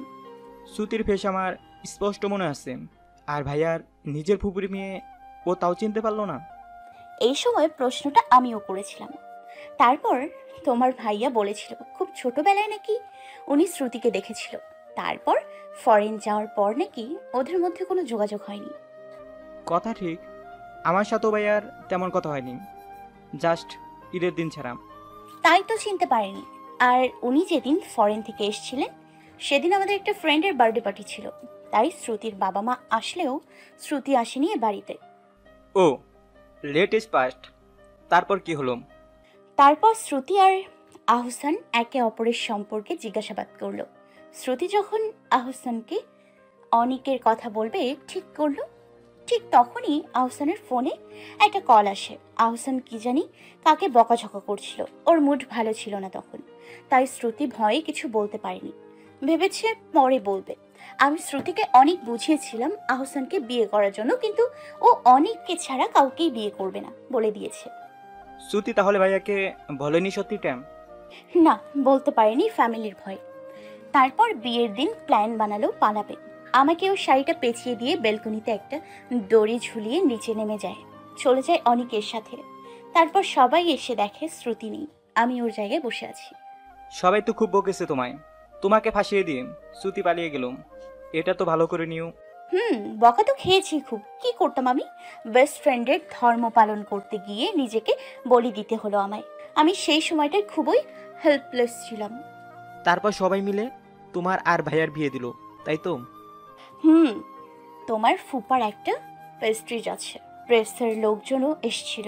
বিয়ে হবে না জেনে এক একজন এক এক কথা বলছিল, তাই মান সম্মান বাঁচাতে আমাদের বিয়ে দিয়ে দেন। আমি আব্বুর এক ধমক খেয়ে বিয়ের পিড়িতে বসে গিয়েছিলাম। তোমার ভাইয়াও মেবি তার বাবার কথা রাখতেই আমাকে বিয়ে করতে রাজি হয়েছিল। তার মানে তোমরা একে অপরকে লাইক করো না? ওনার মতো ভ্যাম্পায়ারকে কেই বা লাইক করবে?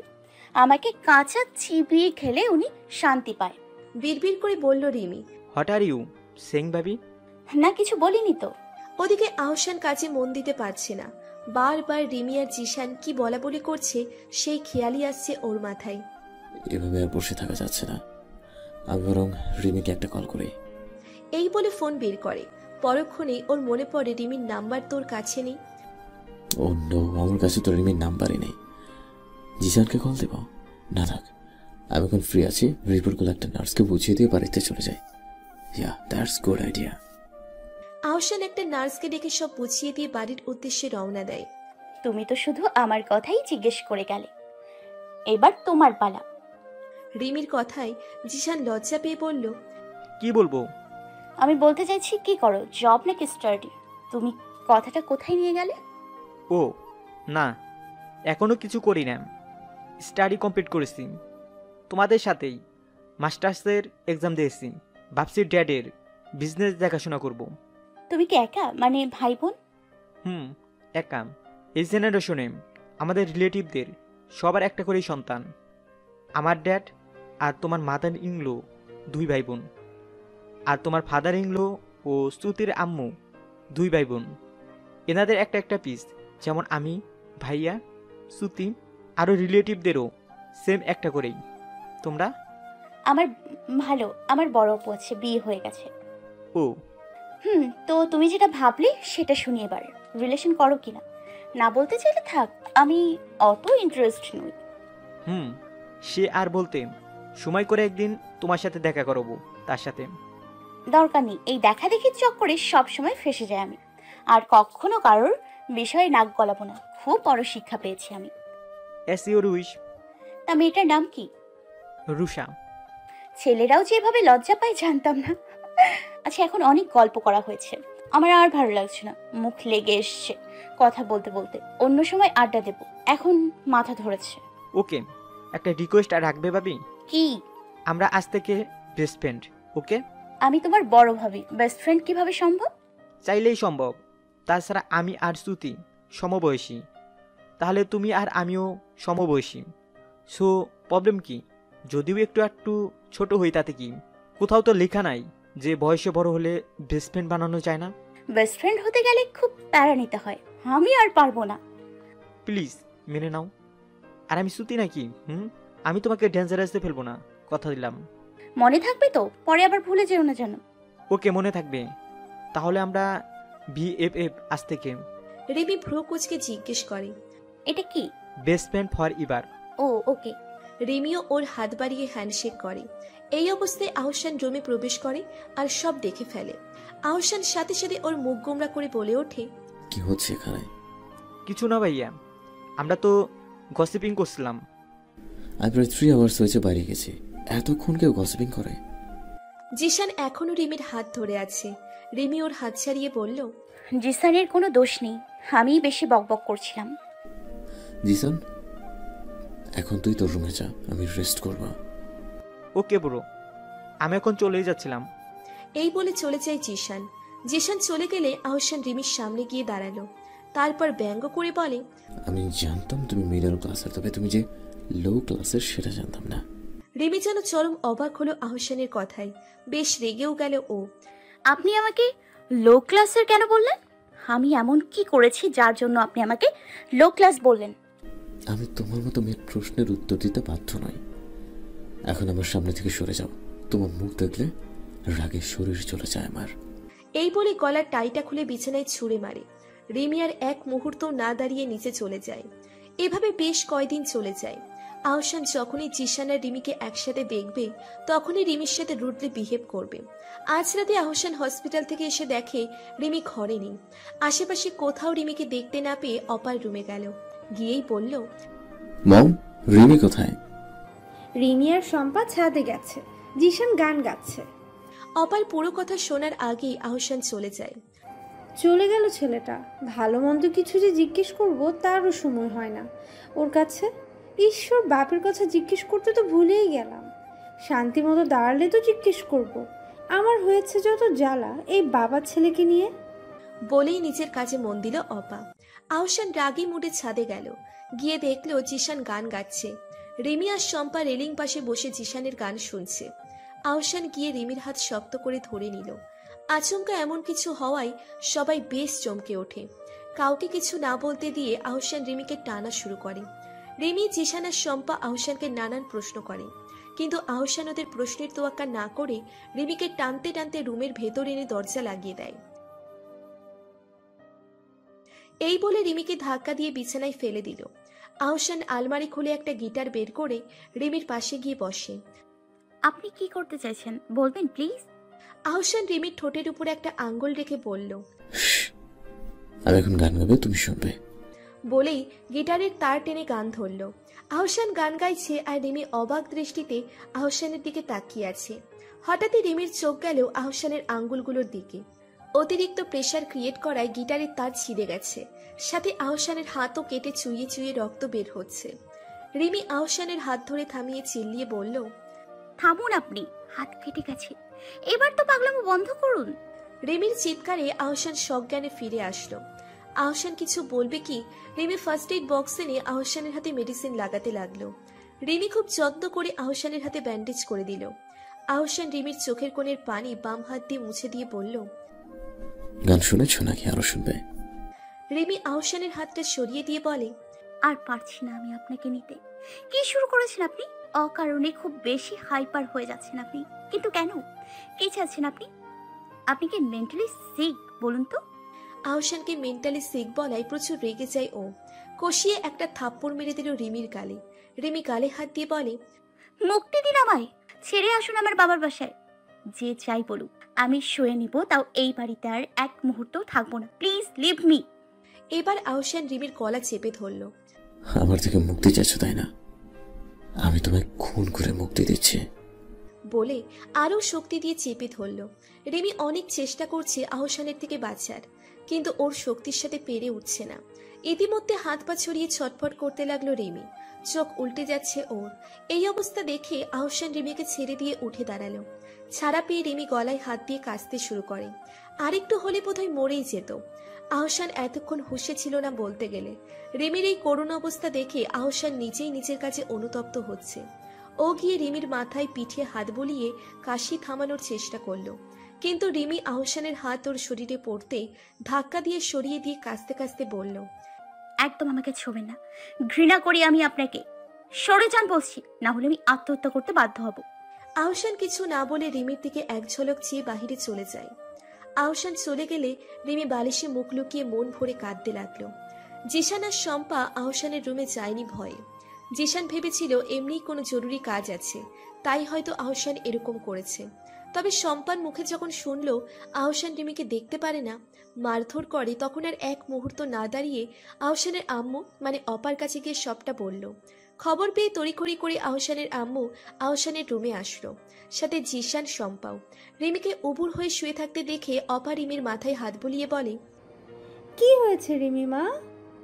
রিমি লাফ দিয়ে উঠে পড়ে। ওনাদের সবাইকে দেখে নিজেকে স্বাভাবিক করার চেষ্টা করে। রিমির থেকে কোনো সাড়া না পেয়ে অপা আবার জিজ্ঞেস করে, কি হয়েছে? রিমি মিথ্যে হাসি টেনে বলে, কিছু হয়নি মা। পাশ থেকে শম্পা বলে ওঠে, আপনি মিথ্যা কথা কেন কইতাছেন? ছোট সাহেব আপনারে মারছে, আমি জানি। শম্পা বলা শেষ করতেই জিশান বলল, ভাবি তুমি সত্যিটা খুলে বলো ফুপিকে। ভাইয়া কি সত্যি তোমাকে মেরেছে? সেরকম কিছু হয়নি বললাম তো। সেরকম কিছু না হলে তোমার চোখ মুখ ফুলে আছে কেন? ইদানিং তোমার হাত পায়ে এত কাটা ছেঁড়া কেন? মা আমি ভালো আছি। চুপ, কিচ্ছু ভালো নেই। আহসান কোথায়? আজকে ওর একদিন কি আমার একদিন। কিভাবে নিজেকে ও কিভাবে? বাপটার জন্য কখনো মার খায়নি আমার হাতে, সবসময় ছেলের ভুলগুলোকে আশকারা দিয়ে মাথায় তুলে এসেছে। তাই তো আজ ছেলে এত বেশি হিংস্র হয়ে উঠেছে। প্লিজ মা, আপনি ওনাকে কিছু বলবেন না, আমি হাত জোর করছি। ওকে কিছু না বললেও যে আরো পাগলামি করবে মা, তুমি বুঝতে চাইছো না কেন? জাস্ট এবারের মতো মাফ করে দিন ওনাকে, আমি হাত জোর করে বলছি। আচ্ছা, শুধু তোমার জন্য ছেড়ে দিলাম আজ, কিন্তু নেক্সট টাইম আর শুনবো না তোমার কথা। তো ও কি জন্য রাগ দেখালো আজ? আমি জানি না সেটা। বুঝেছি, ও মনে হয় তোমাকে মেনে নিতে পারছে না, কিন্তু তাই বলে এমন আচরণ করবে? ছি, আমার ছেলে বলতেও লজ্জা করছে ওকে। আমার এই 32 বছরের সংসারে আজ অবধি মার কি জিনিস বুঝলাম না। আর তুমি তো কদিন হলে আসছো না, খুব কষ্ট হচ্ছে এটা মানতে আমার। তোমার মতো সুন্দর ফুটফুটে একটা মেয়েকে আঘাতের পর আঘাত করা ঠিক হচ্ছে না। আমি সত্যিই মানতে পারছি না। আপনি চিন্তা করবেন না মা, সব ঠিক হয়ে যাবে।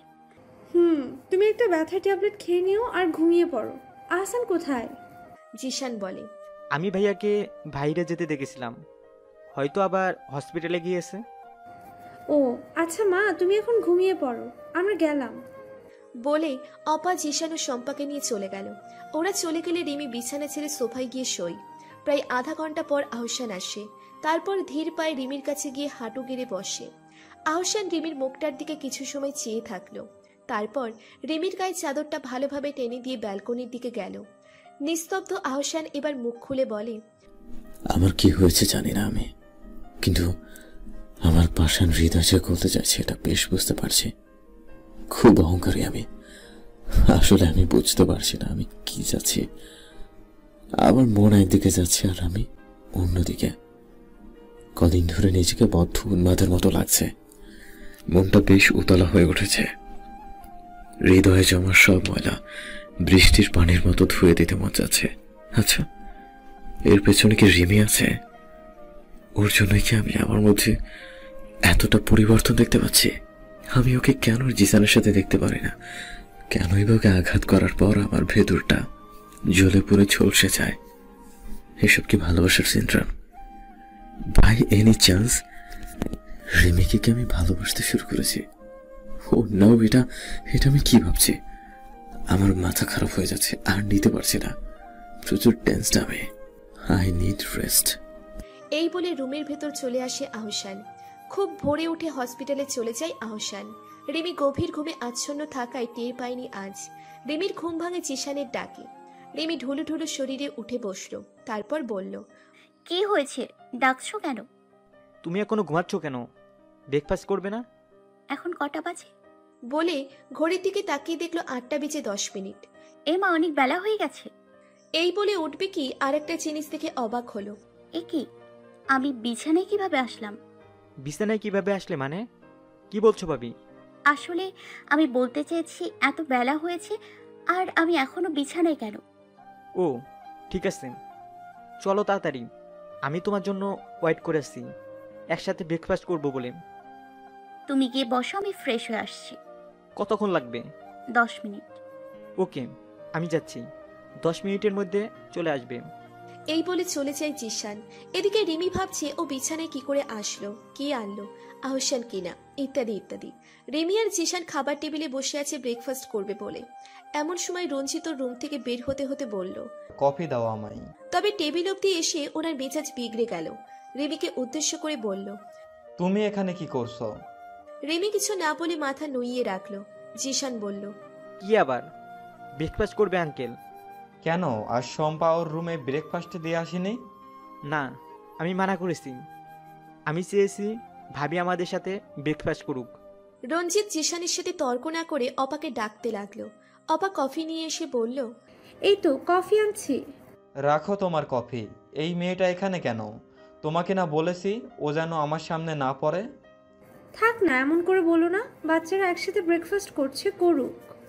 করুক, তবে আমার সামনে কেন আসবে? এই মেয়েকে দেখলে আমার রাগ হয়, তোমাকে বলছি না? রিমি রঞ্জিতের কথায় খুব আঘাত পেল, অপমানিতও হলো, তাই তো অঝরে কেঁদে চলেছে। জিসান রিমিকে কান্না করতে দেখে রঞ্জিতকে বলল, আঙ্কেল, তুমি এভাবে ভাবিকে ইনসাল্ট করতে পারো না। ভাবি কিন্তু এবারই বউ হয়। বৌমাই ফুট, ওকে আমি আমার পুত্রবধূ হিসেবে মানেই না। যত সব মিডিল ক্লাস গরিব কাঙ্গালের মেয়ে। রঞ্জিতের শেষ কথাটা শুনে রিমি আর এক মুহূর্ত সেখানে বসে থাকতে পারল না, দৌড়ে রুমে চলে আসলো। এটা তুমি খুব বড় ক্লাইম করলে আঙ্কেল। মানুষ হয়ে মানুষের সাথে এমন বিহেভিয়ার করা একদমই ঠিক নয়। এই বলে জিসানও চলে আসে। এসে দেখে রিমি হাঁটু ভাঁজ করে মুখ লুকিয়ে কাঁদছে। জিসান রিমিকে সান্ত্বনা দিতে বলে, ডোন্ট কেরি বেবি, দেখবে আঙ্কেল একদিন ঠিক তোমাকে ছেলের বউ হিসেবে মর্যাদা দেবে। রিমি মাথা উঁচু করে বলল, তুমি আমার একটা কাজ করবে জিসান? কি কাজ ভাবি? একটা সিভি এনে দেবে। সিবি দিয়ে তুমি কি করবে? জব। এখানে দিনরাত অপদস্থ হওয়ার থেকে জব কর, এতে কারোর চোখের সামনে পড়ে থাকতে হবে না। তুমি দেখো আঙ্কেল তোমাকে মেনে দেবে, জব করার চিন্তা ভুলে যাও। না জিসান, তুমি শুনলে না কিভাবে আমার বাবাকে গরিব কাঙালি বলল? আমার অপমান আমি সইতে পারি, কিন্তু আমার বাবার অপমান আমি কখনোই সইব না। আমি কাজ করব, বসে থাকবো না। আজকে আমার একটা ভাই নেই যে বাবা মাকে দেখবে, তাদের দেখাশোনা তো আমাকেই করতে হবে।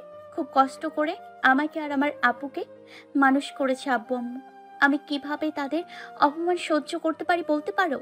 আজ আমি নিরুপায় বলে এখানে পড়ে আছি, নইলে বিয়ের প্রথম দিনেই চলে যেতাম। দাঁত কামড়ে পড়ে আছি আমি। আমাকে কি পেয়েছে তোমার ভাই আর ফুপা?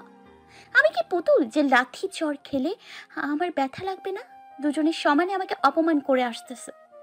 আর না, এবার থেকে আমি নিজে কিছু করে তাদের দেখিয়ে দিব যে আমরা গরিব হলেও নিজের দায়িত্ব নিজে নিতে জানি। রিমি কথাগুলো বলছে আর কাঁদছে। ইউ আর রাইট ভাবি, আমি তোমাকে সিবি এনে দেব, তুমি এখন কিছু খেয়ে নাও। আমি শম্পাকে বলছি তোমার খাবার দিয়ে যেতেন। আমারে কইতে হইব না, আমি আইয়া পড়ছি।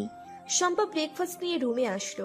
খাবারগুলো রিমির সামনে রেখে বলল, নেন ভাবি, খাইয়া লন। বড় সাহেবের কথার গুল্লি মারেন আর কান্দা কান্দি। আমি কিছুই খাবো না, তুমি নিয়ে যাও এগুলো। প্লিজ ভাবি, খেয়ে নাও। আমি তোমার কথা রাখবো বলেছি, এবার তুমি আমার কথা রাখো। প্লিজ জিসান, জোর করো না ভাই। ভাই বলছো, কিন্তু ভাইয়ের কথা শুনছো না। তোমাকে খেতে হবেই, তুমি না খেলে কিন্তু আমিও খাবো না। আর আমিও না। সবাই তাকিয়ে দেখলো অপা এসেছে। অপা রিমির কাছে গিয়ে চোখের পানি মুছে দিয়ে বলল, তুমি না খেলে আমিও কিন্তু খাবো না। মা, আপনি কেন আমার জন্য না খেয়ে থাকবেন? এই যে মা বলে ডেকেছো তাই। মেয়ে খাবে না, মা কি করে খাবে? তোমরা আমাকে খাইয়েই ছাড়বে, বুঝলাম। আচ্ছা, আমি খাবো, কিন্তু মা আপনাকে একটা কথা রাখতে হবে আমার। সব কথা রাখবো, বলো। আমি জব করতে চাই। আপনি আপনার ওই বজ্জাকে স্বামী আর ছেলেকে একটু ম্যানেজ করতে পারবেন? আমি আমার স্বামীকে ম্যানেজ করতে পারবো, কিন্তু ছেলেটাকে পারবো না বাবা। তুমি ওকে বলো কেমন। আমি বললে যদি না মানে? হাজবেন্ড তোমার, তাই তোমার প্রতি তার অধিকার আছে। এই জন্য আমি ওকে কিছু বলতে পারবো না, তুমিই বলো। বুঝলাম না, তুমি জব কেন করবে? কি করব আপনিই বলুন। বাসায় থাকলে আপনার স্বামী ছেলের চোখের বালি হয়ে থাকতে হবে। তাছাড়া আমি পড়াশুনো করেছি বসে থাকার জন্য নয়। আচ্ছা ঠিক আছে, তুমি এখন খেয়ে নাও, পরে দেখা যাবে। অপা নিচে হাতে রিমিকে খাইয়ে দিয়ে তারপর চলে গেল। রিমি খাওয়ার পর সবাই খেয়ে নিল। রাতে আহসান বাসায় আসলে রিমি আহসানের সামনে গিয়ে দাঁড়ালো। তারপর আচমকা আহসান রিমিকে ওর সামনে প্রকট হতে দেখে বেশ বিভ্রান্ত হয়ে গেল। আহসান কিছু জিজ্ঞেস করবে কি রিমি বলে ওঠে, আপনার সাথে আমার খুবই জরুরি একটা কথা আছে। আহসান রিমির সাইড কেটে ভেতরে ঢুকতে ঢুকতে বলল, আমি জানি তুমি কি বলবে। জানেন মানে? কি জানেন? নিশ্চয়ই ওরা আপনাকে বলে দিয়েছে। কারা কি বলবে? আমি বুঝতে পারছি না আপনার কথা। আপনি বললেন আপনি সব জানেন, কিন্তু কি জানেন? আপনাকে ওরা কেউ কিছু বলেনি? তাহলে কে বলেছে? আমি তো আর কাউকে কিছু বলিনি। Don't talk rubbish. আমি যে সকালে তোমার বিছানায় শুয়ে দিয়ে গিয়েছিলাম ওই বিষয়টা বলেছি যে আমি জানি। ও হ্যাঁ, তাই তো, আমি তো ভুলেই গিয়েছিলাম কথাটা। তো বলুন, আমাকে আপনি বিছানায় কেন এনেছিলেন?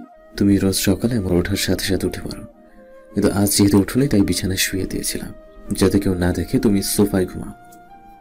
ও, কেউ দেখলো না দেখলো তাতে আপনার কি আসে যায়? বাড়ির সবাই জানে আপনি আমাকে সহ্য করতে পারেন না। তাহলে এই বিষয়টা জানলে এমন কোনো ঠুলখালাম কাণ্ড ঘটে যাবে না। আর আপনি আমাকে করে নেওয়ার সাহস কোথা থেকে পেলেন শুনি? আপনাকে না বলেছি আমাকে টাচ করবেন না। আমি ছেলে অন্যায় হয়ে যায় নাকি? যায়, খুব বড় অন্যায় হয়ে যায়। আপনি একটা অসভ্য, অসহ্য করা একটা লোক। আপনার রাইট নেই আমাকে টাচ করার। আমার রাইট না থাকলে কার থাকবে? হ্যাঁ, আমি টাচ করলে অসহ্য লাগে, আর জিসান করলে ভালো লাগে, তাই না? মুখ সামলে কথা বলুন। কার সাথে কিসের তুলনা করছেন আপনি? মাথা ঠিক আছে আপনার? সবই ঠিক আছে আমার, শুধু তুমি ছাড়া। মানে আমি কি করলাম আপনাকে? ওয়েট, বোঝাচ্ছে। বলে রিমির দিকে এগিয়ে যেতে লাগলো আহসান। আহসানকে এগিয়ে আসতে দেখে রিমি পিছিয়ে যেতে লাগলো আর বলতে লাগলো, আপনি আমার দিকে এগোচ্ছেন কেন? কি করছেন কি? আমি কিন্তু। রিমি দেওয়ালের সাথে গিয়ে ঠেকে গেল। ভয়ে রিমির কপাল বেয়ে ঘাম পড়তে লাগলো। আহসান রিমির গালে এক হাত রেখে বলল, আমি খুবই অসহ্য করতে না, খুবই অসভ্য। তাহলে একটা অসভ্যতা আমি করি। এই বলে রিমির ঠোঁটজোড়া জোর করে দখল করে নিল। রিমি চোখ বড় বড় করে তাকিয়েছে আহসানের দিকে। এমন কিছু শিকার হতে হবে ভাবিনি কখনো। রিমি আপ্রাণ চেষ্টা করে যাচ্ছে আহসানের হাত থেকে বাঁচার, কিন্তু কিছুই করে উঠতে পারছে না। প্রায় 8 মিনিট পর আহসান রিমিকে ছেড়ে দিল। ছাড়া পেয়ে রিমি রাগে ঘৃণায় ওর ঠোঁট মুছতে লাগলো। বিষয়টি আহসানের মোটেও পছন্দ হলো না। আহসান প্রচুর ক্ষোভ নিয়ে আবারও রিমির ঠোঁটে হামলা বসালো। এবার পুরো 15 মিনিট পর রিমিকে ছাড়লো, তবে ছাড়ার সময় বেশ জোরে কামড় বসিয়ে দিল রিমির ঠোঁটে। রিমি ব্যথায় কুঁকড়ে ওঠে। তারপর হাত দিয়ে দেখলো ঠোঁট বেয়ে রক্ত পড়ছে। আহসান রিমির ঠোঁটে রক্ত দেখে আবারও রিমির ঠোঁটে ঠোঁট ছোঁয়ালো। রিমির ঠোঁটে সব রক্ত চুষে বলল, আমাকে অসভ্য বলার ফল দেখলে তো। আর কখনো যেন তোমার মুখে না শুনি এই অসভ্য ওয়ার্ডটা, তাহলে এর থেকে ভয়াবহ কিছু ভার পাবে। জাস্ট বলে রাখলাম। এই বলে ওয়াশরুমে ঢুকে গেল। রিমি ওভাবেই ঠাই হয়ে দাঁড়িয়ে থাকলো কিছুক্ষণ, তারপর কিঞ্চিত চিৎকার দিয়ে বলল, আপনি খুব খারাপ, খুবই জঘন্য। শুধু ঘৃণা করি আমি আপনাকে। মাত্র কয়েক দিনেই আমার মনটা ভেজে পুড়ে দগ্ধ করে দিয়েছেন। আপনার মতো মানুষ কখনোই কারোর মনে অনুশোচনা পাওয়ারও যোগ্য নয়। কথাটা বলে ডুকরে কেঁদে ওঠে রিমি। আহসান ওয়াশরুম থেকে বের হয়ে দেখলো রিমি ফোন ঘাটছে খুব মনোযোগ দিয়ে। আহসান রিমির কিছুটা কাছে গিয়ে বলল, কি করছে এত অ্যাটেনশন দিয়ে? আপনাকে দেখতে হবে না, আপনি আপনার কাজে মন দিন। আহসান রিমির কথায় তেমন রিয়াকশন দিল না, কারণ ওর মনোযোগ রিমির ফুলে যাওয়া ঠোঁটের দিকে।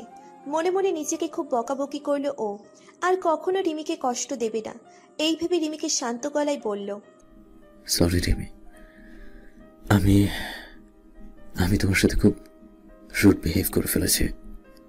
এর জন্য আমি অনুতপ্ত। প্লিজ আমাকে ক্ষমা করে দাও। তুমি চাইলে আমাকে যা ইচ্ছে শাস্তি দিতে পারো। তোমাকে যতগুলো আঘাত করেছি তার চেয়ে বেশি আঘাত তুমি আমায় করতে পারো। ভূতের মুখে কি শুনি এটা? এটা ভেবে ওনার নতুন কোনো প্ল্যান আমাকে কষ্ট দেওয়ার। না, আমি ওনার ফাঁদে পা রাখবো না বাবা। নাকি সত্যি উনি ওনার কাজে অনুতপ্ত? যদি তাই হয় তাহলে একটা কাজ করা যাবে। রিমি মনে মনে কথাগুলো ভেবে যাচ্ছে। কি ভাবছো তুমি? না কিছু না। আমি যদি আপনার কাছে একটা জিনিস চাই দেবেন? হ্যাঁ দেবো, কিন্তু ডিভোর্স ছাড়া। আমি এটা চাইবো না, অন্য কিছু। কি? তুমি চাইলে আমি তোমাকে হীরের নেকলেস কিনে দেবো, বাট তার বদলে আমাকে ফরগিভ করতে হবে। রিমি নাক ফুলিয়ে উঠে দাঁড়িয়ে বলে, সব সময় টাকার গরম দেখাবেন না। আমার ওসবের প্রতি বিন্দু মাত্র আগ্রহ নেই। আমি সেসব কিছুই চাইবো না। আহসান ভ্রু উঁচিয়ে জিজ্ঞেস করে, তাহলে পারমিশন? কিসের পারমিশন? আমি জব করতে চাই, তার পারমিশন লাগবে। তোমার কিসের অভাব যে জব করবে? আত্মসম্মানের অভাব। আমি মনে করি এর থেকে বড় অভাব আর কিছুই নেই এই দুনিয়ায়। না, আমি পারমিশন দিতে পারবো না। তাহলে আমি আপনাকে ক্ষমাও করব না। বলে মুখ ফিরিয়ে নিল রিমি। আচ্ছা ঠিক আছে, তুমি জব করতে পারো, তবে একটা কন্ডিশনে। কি সেটা? তুমি আজ থেকে সোফায় নয় বিছানায় শোবে। কেন? আপনি তো দেখছি দুই রকম কথার মানুষ। একবার বলেন আমি আপনার বিছানায় না শুই, আবার আপনিই বলছেন বিছানায় শুতে। খুব অদ্ভুত। হ্যাঁ বলছি, কারণ তোমার পরাপর দুদিন খিচুনি উঠেছিল। তোমার ভাগ্য ভালো যে আমি দেখেছি, নইলে খুব খারাপ কিছু হয়ে যেত। কি বলছেন আপনি? আমি তো জানি না এসব। হ্যাঁ তাই তো বলছি বিছানায় শুতে। চিন্তা করো না, আমি তোমার শরীরে ভুলেও টাচ করবো না। আমি এত নড়াচড়াও করি না, তোমার অসুবিধা হবে না, প্রমিস করলাম। রিমি কিছুক্ষণ ভেবে বলল, ঠিক আছে তবে তাই হোক। এই বলে বিছানার এক পাশে গিয়ে শুয়ে পড়ে। সাথে সাথে ঘুমিয়ে যায় রিমি। কেমন মেয়েটা? এত ফাস্ট কেউ কিভাবে ঘুমাতে পারে?